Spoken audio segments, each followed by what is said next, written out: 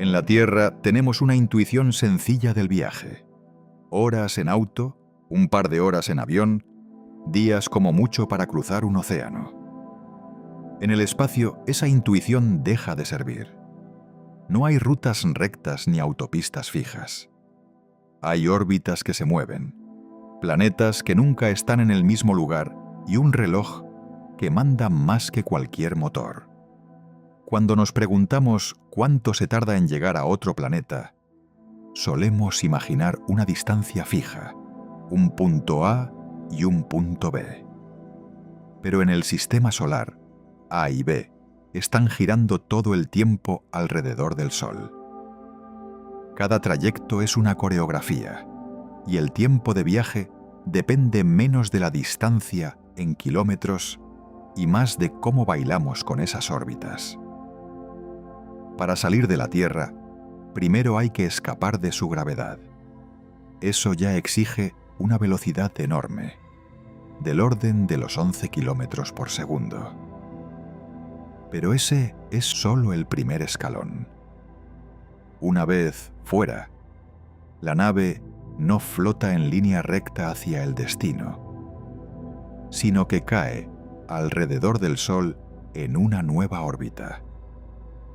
La clave es diseñar esa órbita para que cruce, en el momento justo, con la órbita del planeta objetivo. A eso lo llamamos una transferencia orbital. La más clásica es la transferencia de Hohmann. En esencia, es como cambiar de carril en una autopista circular. Aumentas o reduces tu velocidad para pasar de una órbita a otra, sin hacer maniobras bruscas. No apuntas al lugar donde está el planeta ahora, sino al lugar donde va a estar dentro de meses o años. Además, no basta con llegar. Si solo te cruzas con el planeta a toda velocidad, lo sobrevuelas y sigues de largo.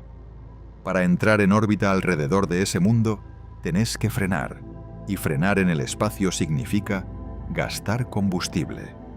Mucha energía para subir, mucha energía para bajar. Por eso, el tiempo de viaje no es solo una cuestión de ir lo más rápido posible, sino de encontrar un compromiso entre velocidad, combustible disponible y lo que querés hacer al llegar: sobrevolar, orbitar o aterrizar. Con esta idea en mente, miremos a los vecinos cercanos, Mercurio y Venus. Son los primeros escalones hacia el Sol.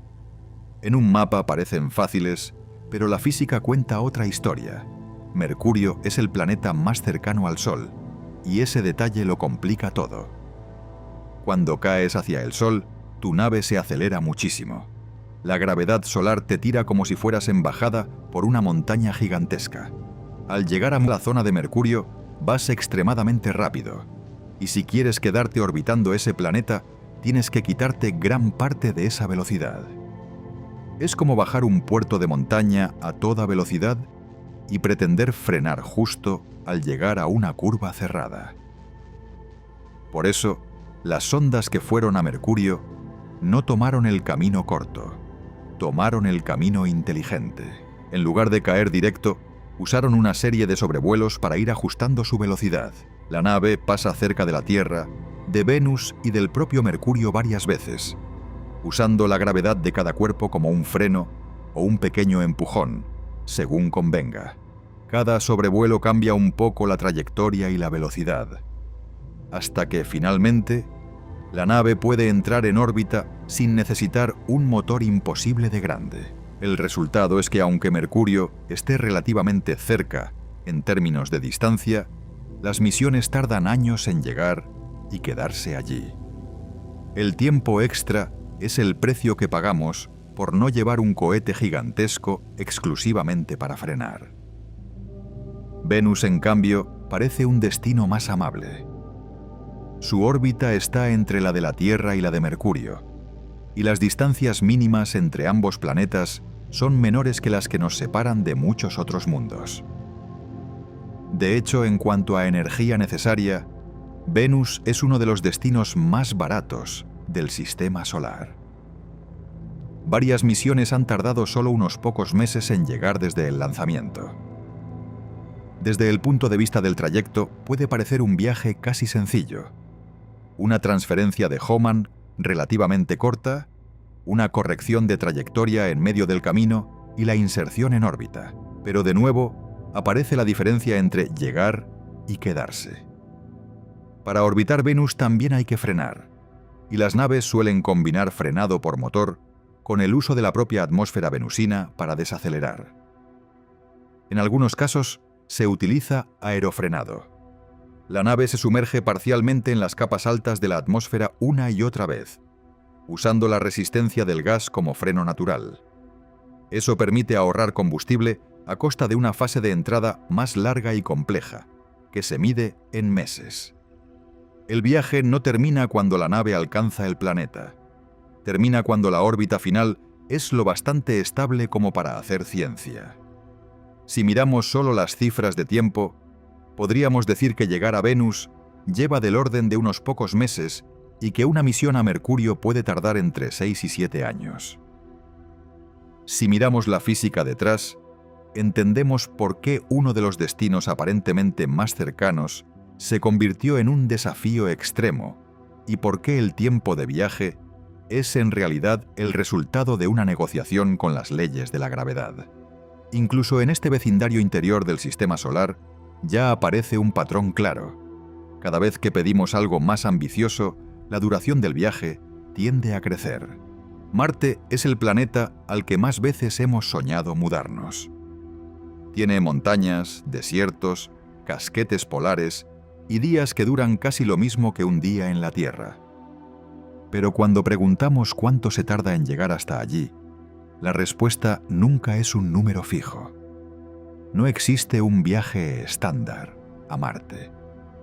Existen rangos de tiempo, compromisos con el combustible y un calendario impuesto por la mecánica celeste. La distancia entre la Tierra y Marte cambia todo el tiempo. A veces están relativamente cerca, separadas por unos cuantos decenas de millones de kilómetros. Otras veces, el Sol queda en medio y la separación se multiplica varias veces. No tiene sentido hablar de una distancia promedio y esperar un tiempo único de viaje. Lo que importa es la geometría del momento en que encendemos los motores. Cuando las órbitas se alinean bien, aparece una oportunidad clave, la llamada ventana de lanzamiento. Esa ventana se abre aproximadamente cada 26 meses. Si lanzas en el momento justo, podés usar una trayectoria de transferencia eficiente y llegar con un gasto razonable de energía. Si lo haces fuera de esa ventana, necesitarás más combustible, más tiempo o ambas cosas. Con la tecnología actual, una misión típica a Marte tarda entre 7 y 9 meses en llegar. No es una cifra arbitraria, es el resultado de ese equilibrio entre tiempo de vuelo y combustible. Si intentaras ir mucho más rápido, tendrías que acelerar más al salir de la órbita terrestre y luego frenar con más fuerza al llegar a Marte. Eso significa tanques más grandes, cohetes más pesados y menos masa disponible para carga útil, instrumentos científicos o hábitats. Si en cambio quisieras ahorrar al máximo combustible, podrías aceptar trayectorias más largas y lentas. Pero el precio sería tener una nave viajando más de un año solo para llegar. Las misiones que ya enviamos nos dan ejemplos concretos. Los rovers y orbitadores que han alcanzado Marte en las últimas décadas se mueven en ese rango de 6 a 9 meses de viaje. Cada misión aprovecha una ventana específica, con un diseño de trayectoria algo distinto, pero siempre jugando el mismo juego. Salir de la órbita de la Tierra con la velocidad justa, caer hacia una órbita solar que cruza la de Marte y encontrarse con el planeta en el momento preciso. Durante esos meses, la nave no viaja sola en línea recta. Está todo el tiempo cayendo alrededor del Sol, siguiendo una curva calculada hasta el último detalle. Para una sonda robótica, 7 u 8 meses en el espacio son aceptables. Un puñado de equipos en la Tierra la monitorean, corrigen pequeños errores de rumbo y esperan el gran día de la llegada. El tiempo se vuelve una variable de ingeniería. Pero cuando pensamos en tripulaciones humanas, esos meses en tránsito adquieren otro peso. En un viaje de ese tipo, la tripulación estaría expuesta durante mucho tiempo a la radiación cósmica y a las tormentas solares, con protección limitada. Viviría en microgravedad, con pérdida de masa ósea y muscular, cambios en el sistema circulatorio y efectos psicológicos del confinamiento. Cada día extra de viaje aumenta la dosis de riesgo. Por eso se habla tanto de tecnologías de propulsión más rápidas. Se estudian motores nucleares térmicos y eléctricos que calientan el combustible o alimentan motores iónicos con mucha más eficiencia que los cohetes químicos actuales. En teoría, con estos sistemas podríamos reducir el viaje a Marte a unos pocos meses, quizás la mitad del tiempo típico. La nave aceleraría durante más parte del trayecto, en lugar de dar un solo impulso inicial y luego dejarse llevar por la órbita. Pero estos motores plantean desafíos técnicos y políticos importantes. Manejo de material nuclear, seguridad, peso añadido y la necesidad de probarlos primero sin humanos a bordo. Sin embargo, aunque logremos reducir el tiempo de vuelo, el viaje a Marte no se resuelve solo con la ida. Hay que pensar en la misión completa. Si envías una tripulación, necesitas un plan para volver. Ese plan también depende de las ventanas de lanzamiento. No podés llegar, pasar unas semanas y despegar cuando quieras. Tenés que esperar a que las órbitas de la Tierra y Marte vuelvan a alinearse de forma favorable. Hay arquitecturas de misión que proponen estancias cortas, de unas pocas semanas, con un rápido regreso, pero exigen trayectorias muy energéticas y complejas. Otras aceptan estancias largas, de más de un año en la superficie marciana, a la espera del momento óptimo para volver. Cuando sumamos todo, el resultado es que una misión humana de ida y vuelta a Marte puede durar del orden de 2 a 3 años, unos meses para salir de la órbita terrestre y alcanzar Marte. Un período prolongado de estancia en la superficie, aprovechando el viaje para hacer ciencia, probar hábitats y aprender a vivir en otro mundo. Y luego, de nuevo, meses de viaje de regreso. El tiempo se vuelve el marco de toda la aventura. La nave es tanto un medio de transporte como una casa. Y cada decisión de diseño, desde el tamaño de los tanques hasta el volumen habitable, está condicionada por esos meses en tránsito. Mientras tanto, las misiones robóticas siguen marcando el camino. Hoy, Marte está poblado por orbitadores que miden su atmósfera y su clima, y por rovers que avanzan a pocos metros por día. Desde nuestro punto de vista, su movimiento es desesperantemente lento. Pero a escala planetaria, su paciencia rinde frutos. Cada imagen, cada análisis de roca, solo es posible porque una nave pasó meses en viaje y luego fue frenada con precisión para entrar en órbita o descender con paracaídas, cohetes y grúas aéreas. El tiempo invertido en llegar tiene una recompensa: años de datos enviados de vuelta a la Tierra. Júpiter es el planeta más grande del sistema solar. Está unas 5 veces más lejos del Sol que la Tierra. Eso significa que incluso en una alineación favorable, la nave tiene que recorrer centenares de millones de kilómetros adicionales. Con cohetes químicos no hay atajos mágicos. Las trayectorias típicas hacia Júpiter se sitúan en el orden de los 5 o 6 años de viaje. Es un salto enorme si venís de pensar en los 7 u 8 meses que lleva llegar a Marte. Las primeras sondas, como las Voyager, siguieron rutas muy especiales. No iban solo a Júpiter. Usaban a Júpiter como trampolín hacia el resto del sistema solar. Esa técnica se llama asistencia gravitatoria. La idea es simple, aunque la ejecución sea compleja. La nave pasa cerca de un planeta, roba una parte diminuta de su momento orbital alrededor del Sol. El planeta ni lo nota, pero la nave gana o pierde velocidad según cómo se acerque. No es un empujón mágico, es un intercambio de energía con un cuerpo mucho más masivo. En la práctica, una misión a Júpiter suele combinar esfuerzos. Primero, la nave escapa de la órbita terrestre con un gran impulso inicial. Luego recorre el espacio interior durante meses, a veces con sobrevuelos de Venus o de la propia Tierra para ajustar su energía. Y finalmente se lanza hacia la órbita de Júpiter, donde debe llegar con la trayectoria y la velocidad adecuadas para frenar y quedar capturada por su gravedad. Cada sobrevuelo añade tiempo de viaje, pero ahorra combustible. De nuevo, el reloj y los tanques negocian todo el tiempo. Un ejemplo claro es el de una sonda que quiere quedarse en órbita alrededor de Júpiter. Si llegara demasiado rápido, se limitaría a pasar de largo.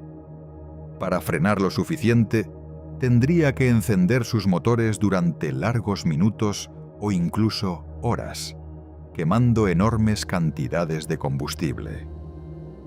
Como eso es inviable con cohetes químicos, se diseña la ruta de forma que la nave llegue con una velocidad asequible de frenar. El precio es el tiempo, años de trayectorias graduales, asistencias gravitatorias y ajustes finos. Saturno está todavía más lejos, aproximadamente a 9 o 10 veces la distancia Tierra-Sol. Aquí, el tiempo típico de viaje se acerca a los 7 años con las tecnologías y trayectorias que hemos usado hasta ahora. Las misiones que han llegado hasta allí no fueron directas. También aprovecharon asistencias gravitatorias y largos rodeos por el sistema solar interior antes de apuntar al gigante de los anillos. La lógica es la misma: estirar el viaje para hacerlo energéticamente posible. En el caso de un orbitador de Saturno, el desafío se multiplica. No solo hay que alcanzar el planeta, hay que frenar lo suficiente para no ser expulsado hacia el espacio profundo. Eso implica una gran maniobra de inserción orbital. Durante esos minutos críticos, la nave dispara su motor principal mientras pasa por detrás del planeta, fuera de la vista de la Tierra. Cuando reaparece, la órbita ya está establecida o la misión ha fracasado. Es un tipo de apuesta que solo tiene sentido si aceptamos años de viaje previo para llegar en las condiciones adecuadas.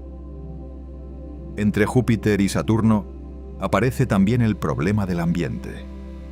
A esas distancias, la radiación alrededor de los gigantes gaseosos es intensa, especialmente en Júpiter, cuya magnetosfera es enorme. Las sondas deben estar blindadas y sus sistemas electrónicos diseñados para resistir un bombardeo constante de partículas de alta energía. Eso no cambia el tiempo de viaje, pero sí condiciona el diseño de la nave y la cantidad de masa que podemos dedicar a protección, instrumentos y combustible. Cuanto más exigente sea el entorno, más pesa la nave y más difícil es acelerar y frenar. Todo esto es aceptable para sondas robóticas. No se marean, no se deprimen y no se enferman. Pueden pasar 5, 6 o 7 años cruzando el espacio profundo antes de llegar al planeta de destino. Mientras tanto, los equipos en la Tierra siguen con sus vidas. Revisan datos de otros proyectos, esperan la llegada y preparan los planes de observación. El tiempo, a escala humana, se diluye. Para la misión, esos años son solo una fase inicial. Para una tripulación humana, el panorama sería muy distinto. Pensar en un viaje de 5 o 6 años para llegar a Júpiter, más el tiempo necesario para cualquier tipo de exploración y el viaje de regreso, nos lleva a misiones de una década o más. Una nave tendría que convertirse en un hábitat autosuficiente, con sistemas de soporte vital capaces de funcionar de forma confiable durante años. Habría que resolver problemas de radiación, salud física, salud mental y mantenimiento de equipos en un entorno en el que cualquier repuesto extra suma masa y consumo de combustible. Además, a esas distancias, la comunicación con la Tierra ya no es instantánea. Una señal de radio puede tardar decenas de minutos en recorrer el camino. Ya no tiene sentido hablar de control en tiempo real. Cualquier misión tripulada debería ser extremadamente autónoma. No bastaría con un centro de control enviando instrucciones detalladas. La tripulación tendría que tomar decisiones críticas con información limitada y apoyo diferido. El tiempo de viaje no solo es un desafío físico, también es un desafío organizativo y psicológico. Puede resultar tentador imaginar motores exóticos que reduzcan drásticamente estos tiempos. Pero con la física que conocemos hoy, incluso mejorando mucho la propulsión, el orden de magnitud seguiría siendo de años para los gigantes gaseosos. Podemos recortar algo de tiempo adoptando motores más eficientes, acelerando durante más tramos del viaje y no solo en el inicio.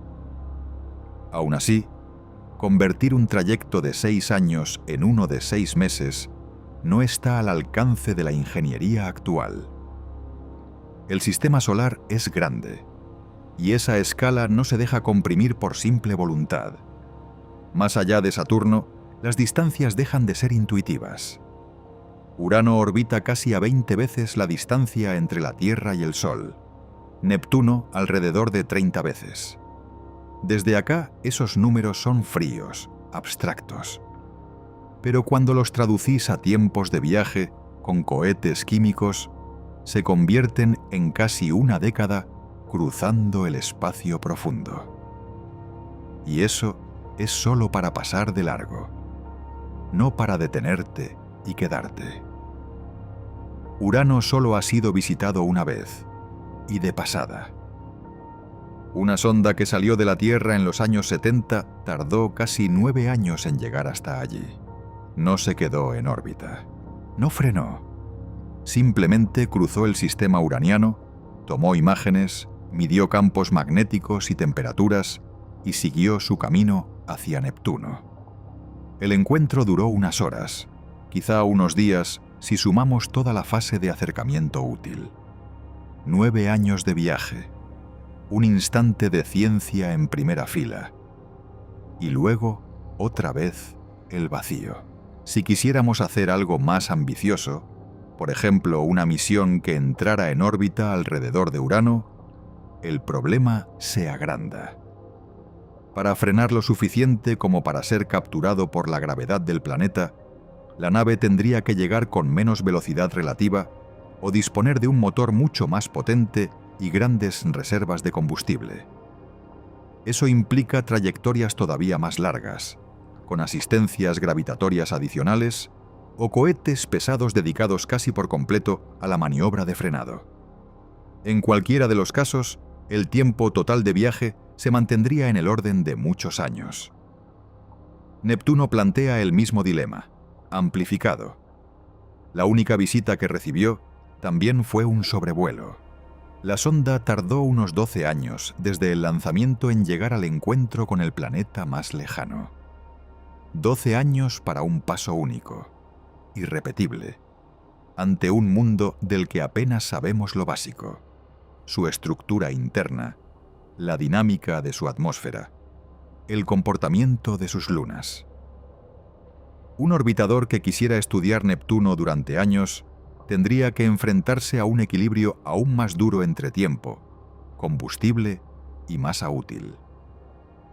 Para los ingenieros, eso se traduce en décadas de planificación y en una misión que probablemente superaría la duración laboral de muchas de las personas que la diseñan.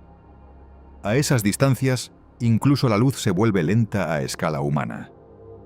Una señal de radio que sale de la Tierra tarda varias horas en llegar a una nave cerca de Neptuno y otras tantas en regresar con una respuesta o un paquete de datos.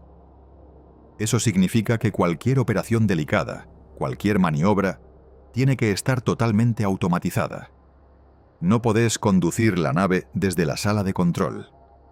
Diseñás la secuencia, la cargas en la computadora de a bordo y esperás. Horas después, sabes si todo salió bien o si algo falló cuando ya es demasiado tarde para corregirlo. Más afuera todavía, en la región donde orbitan objetos helados como Plutón, el tiempo vuelve a estirarse. Una misión de tipo sobrevuelo, con una trayectoria muy energética y una nave ligera, tardó casi 10 años en recorrer la distancia entre la Tierra y ese pequeño mundo helado. 10 años durante los cuales la nave realizó correcciones mínimas, envió datos del medio interplanetario, hibernó para ahorrar energía y esperó el momento del encuentro. El día del sobrevuelo, la nave cruzó el sistema de Plutón a una velocidad tan alta que apenas tuvo unas horas para tomar las mejores imágenes y mediciones. Después, siguió hacia el cinturón de Kuiper, ya sin posibilidad de frenar. Si quisieras que una nave se quedara en órbita alrededor de Plutón, tendrías que aceptar un compromiso muy distinto. O bien, lanzas una misión con un cohete muchísimo más potente y grandes reservas de combustible para frenar. O bien, eliges una trayectoria menos energética que permita llegar con menos velocidad relativa a costa de tardar quizá 15 o 20 años en el viaje. De nuevo, el tiempo se convierte en la moneda de cambio de la energía. Puedes gastar más combustible para llegar antes, o podés gastar menos aceptando décadas de viaje. En la práctica, esto ha hecho que las misiones al sistema solar exterior sean casi siempre sobrevuelo. Son como trenes que pasan una sola vez por una estación remota. Aprovechás ese paso para mirar todo lo que puedas, con todos los instrumentos encendidos, y después seguís. La ventaja es que llegás en tiempos más razonables para un proyecto humano. 10 o 12 años desde el lanzamiento hasta el gran momento científico. La desventaja es en que no podés quedarte para observar cómo cambian esos mundos con el tiempo, ni enviar una sonda de aterrizaje desde una órbita estable. Ahora que tenemos una comprensión más clara de cómo funcionan los tiempos interplanetarios, debemos preguntarnos: si la tecnología avanza tan rápido en la Tierra, ¿por qué no estamos recortando radicalmente esos tiempos en el espacio? La respuesta empieza con una ecuación incómoda: la del cohete. En esencia, dice algo simple. Para ir más rápido, necesitas expulsar masa a gran velocidad hacia atrás. Esa masa es el combustible. Cuanto más delta V querés, más combustible tenés que llevar. Y ese combustible pesa. Al pesar más, necesitas aún más combustible para acelerar esa masa extra. Un círculo vicioso. El resultado es que con cohetes químicos, cada metro por segundo adicional de velocidad se vuelve cada vez más caro en términos de masa. Esto explica por qué no lanzamos naves gigantes con motores brutales que las aceleren durante días. En la práctica, lo que hacemos es dar un gran empujón inicial y luego dejar que la nave caiga por la gravedad del Sol, siguiendo una órbita calculada. Ese empujón tiene que ser suficiente para escapar de la Tierra y colocarse en una trayectoria hacia el planeta destino, pero no puede ser tan grande como para exigir un cohete absurdo. Si además queremos frenar al llegar, el problema se duplica. Todo el combustible que usamos para frenar también tuvo que ser acelerado al principio. Es como cargar el tanque del auto con la gasolina que vas a usar para pisar el freno. Por eso, usamos trayectorias de transferencia eficientes, como la de Hohmann. Son rutas que no son las más rápidas, pero sí las más baratas en términos de energía. Nos permiten llegar a Venus en pocos meses, a Marte en menos de un año, a Júpiter en 5 o 6 años y así sucesivamente. El tiempo es el precio de usar poco combustible. Para sondas robóticas ese cambio es aceptable. Para los humanos se vuelve más problemático, pero la física no se acomoda a nuestros deseos. Hay otra herramienta que explotamos al máximo: las asistencias gravitatorias. En lugar de intentar acelerar la nave solo con su motor, usamos a los planetas como eslingas. La nave se acerca, pasa por detrás de ellos en la dirección adecuada y su trayectoria se curva y su velocidad cambia. Gana o pierde energía orbital según cómo se haya planeado el sobrevuelo. Eso permite aumentar la velocidad de forma gratuita en términos de combustible, pero añade tiempo. Cada giro extra alrededor del Sol, cada visita a Venus o a la Tierra para tomar impulso, estira el calendario de la misión. Si queremos recortar de verdad los tiempos de viaje, necesitamos cambiar la forma de propulsarnos. Y ahí entra la tecnología futura, esa que se discute en congresos y laboratorios. Una opción son los motores iónicos. En lugar de quemar grandes cantidades de combustible en pocos minutos, expulsan iones a velocidades enormes durante meses o años. El empuje es muy pequeño, casi imperceptible, pero constante. Con el tiempo, esa aceleración suave puede producir incrementos de velocidad muy grandes. Son ideales para sondas que no tienen apuro y que pueden permitirse una navegación lenta pero eficiente. Ya se han usado en misiones dentro del sistema solar interior y podrían jugar un papel en viajes más largos. Otra posibilidad son los sistemas de propulsión nuclear. Un reactor a bordo puede calentar un propelente y expulsarlo a velocidades más altas que las que permite la combustión química.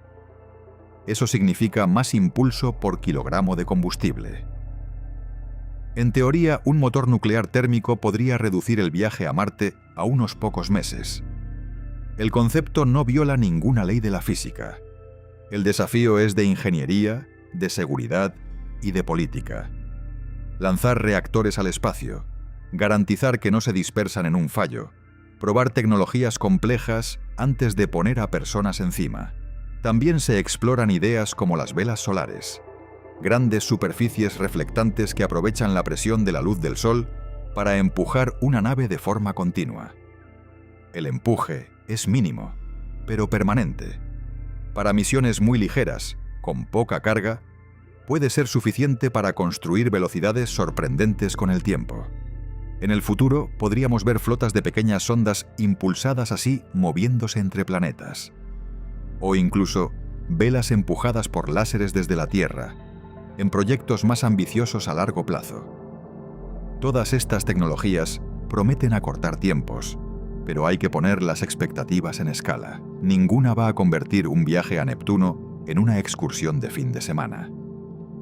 Pasar de 12 años a 8 o de 10 a 6 ya sería un salto enorme. Lo mismo para Marte. Pasar de 9 meses a 4 sería una revolución para misiones tripuladas. Pero no vamos a conseguir, con física convencional, viajes de días a esos destinos. El sistema solar no es grande porque no hayamos inventado el motor correcto. Es grande porque las distancias, las velocidades orbitales y los límites de la energía nos ponen en su escala real. Además de la física, está el factor humano.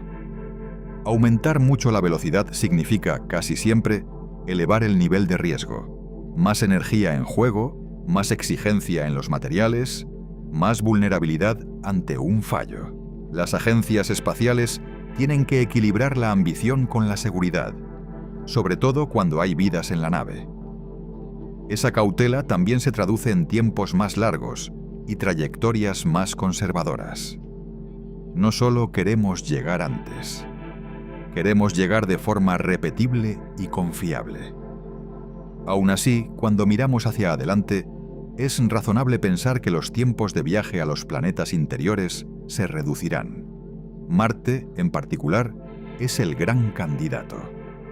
La combinación de motores más eficientes, mejores escudos frente a la radiación y hábitats más robustos, puede hacer que una misión tripulada de ida tarde menos de lo que tarda hoy una sonda robótica. Para los gigantes gaseosos y el sistema exterior, el horizonte es más lejano, pero cada avance aumenta la libertad de diseño de las misiones.